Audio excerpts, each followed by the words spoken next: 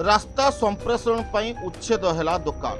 Raigarh blocker मुख्य बजार रे गत 3 मास तले रास्ता उपरू माड़ी आसिथिबा दुकानी मानकु प्रशासन तरफ दिया जाइथिला नोटिस दिया हेबा परे आगकु रथयात्रा थिबारु स्थानीय प्रशासन पाखे अंचलवासी अनुरोध करबा क्रमे उच्छेद काम को स्थगित रखिथिला प्रशासन।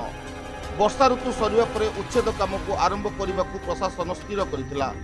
यह नहीं अक्टोबर मास 10 तारिख को दिन धार्य कर रास्तार ओसार 35 फुट करने को स्थिर करथिला।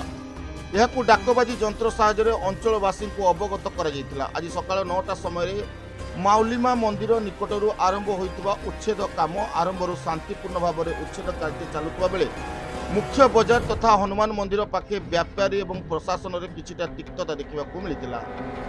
प्रकाश थाउ कि रायगढ़ बजार व्यवसायी माने निज अधिकृत जगह को स्व इच्छा पूर्वर भांगी देते जहाँफल प्रशासन को कौन असुविधार सम्मुखीन होगा पड़ नाला। वर्तमान सुधा उच्छेद काम चालू रही। Nabarangpur Simadri Pattnaik report the republic Odisha 24 news.